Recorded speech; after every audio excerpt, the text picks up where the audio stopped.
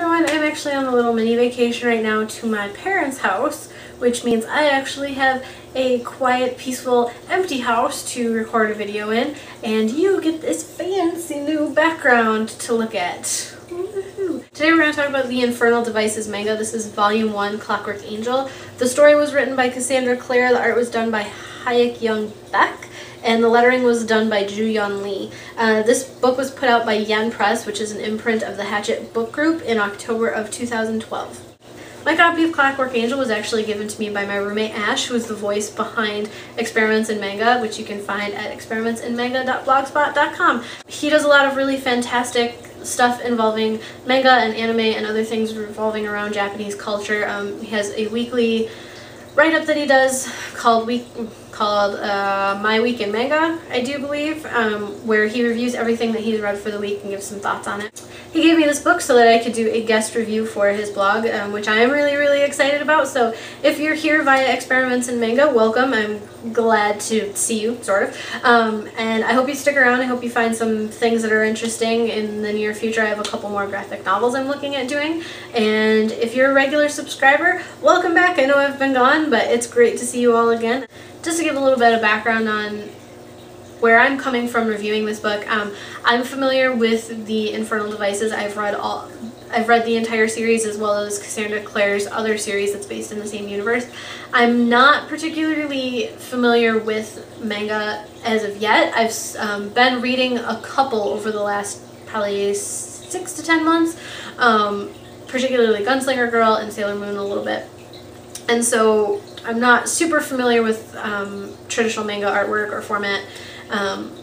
So that's just kind of where I'm coming at with this. So in case you are unfamiliar with Cassandra Clare's work and her Shadowhunter series, the Infernal Devices manga is actually based on the original novel series, which started in 2010. It follows a race of people which are known as Shadowhunters or Nephilim.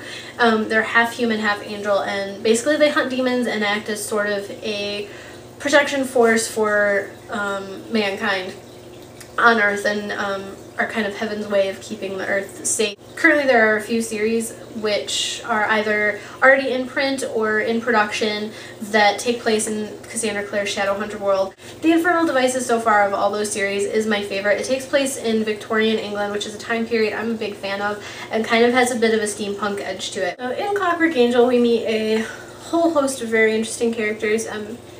The primary character is Tessa, who is a young girl. She's about 16. She goes from New York to London to try to find her brother, who had moved there previously.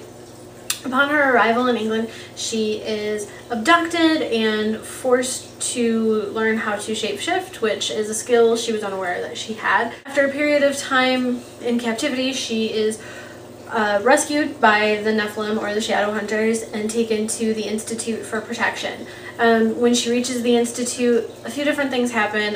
She obviously starts forming friendships and relationships with several of the characters there while they try to figure out who was after her and what exactly their primary goal was in trying to capture Tessa, which leads to a whole lot of intrigue and a lot of complicated relationships between her and some of the Shadowhunters, and it's just a whole host of interesting craziness. As far as the adaptation goes, there's a lot of things I really enjoyed about this book. Going from the novel to the manga, they really streamline a large portion of the story and make it a little bit more digestible.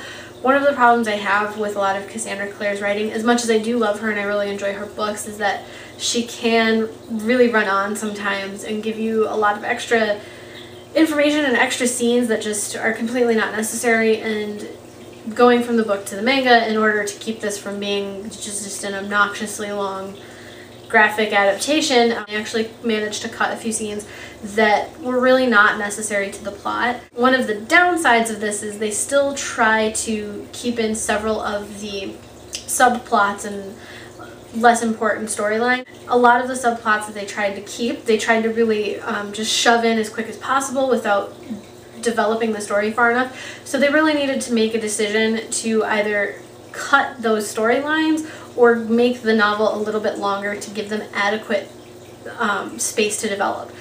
One of the things I think the manga highlights as well as the novel did were the relationships and friendships between Tessa Gray, James Carstairs, or Jem, and Will Herondale. Will and Jem obviously have a very tight bond because they are parabody or fighting partners, and they're basically even closer than brothers, and the two of them also become really great friends with Tessa, and she has really amazing relationships with both of them, and the three of them together have a really great three-way friendship, which I think is awesome.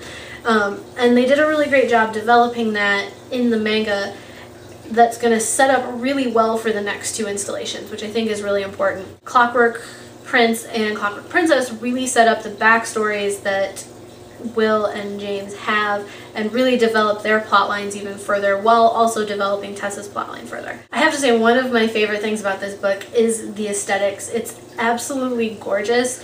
The cover itself is phenomenal. The representation of Will Herondale is great, along with all of the clockwork pieces and gears that are behind him, and all of the lettering. I think it's just really wonderfully done.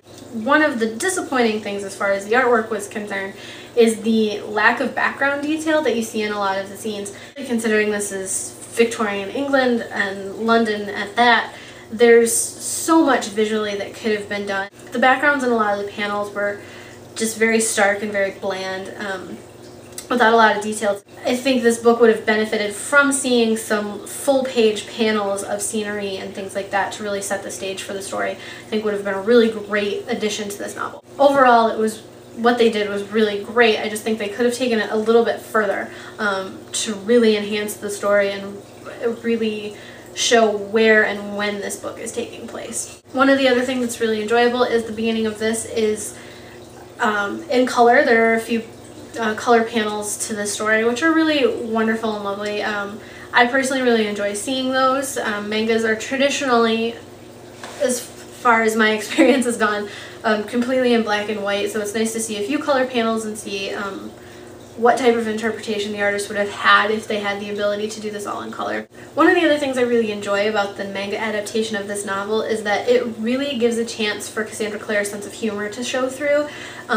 When you're reading the Infernal Devices series, there are a lot of really funny parts and a lot of like little quick one-liners that when you're reading a book, and especially if you read at a really quick pace, you kind of gloss over and don't necessarily take them in as much as you would have. And I think this novel particularly has a few really great scenes that lend itself well to this graphic format, that really highlight the humor that she has. Specifically the scene where Will is rescuing Tessa from the Black Sisters' home at the beginning. There are some really great interactions between Will and Tessa in that scene, which are just hilarious, and because they go from the traditional manga to, I believe it's the chibi style, which makes them look like kind of quarreling little kids, which I think is great. And I think that flip between panels really helps highlight that humor and give you a little bit more time to take it in. There are some scenes in the next two books that I am so anxious to see done in graphic novel format. I just can't wait to see what they do with them. I think even though there's a long way to go before we see those, I think there's a lot that could be really amazing, and especially with graphic novel, especially with the graphic adaptation of Clockwork Princess, there's a lot of stuff in that I feel could use the streamlining that this particular manga benefited from, and I think that story will benefit from that quite a lot too. Overall, I gave Clockwork Angel 4 out of 5 stars. I think it was really fantastic and well worth picking up. I think Clockwork Angel was a great adaptation. I think they're going in a great direction with the series as a whole. While it did have its issues, it stayed true to the original story and was a fantastic adaptation. I would say this is a can't miss for anyone who is a fan of the Infernal Devices and also enjoys graphic novels. It's really, really great, really fantastic read. It's a really quick read, especially if you want to revisit the story without having to reread the whole novel. Picking this up is a really great way to do that. And I hope you enjoyed my review and found some interesting information in it, and I hope I will see you all soon.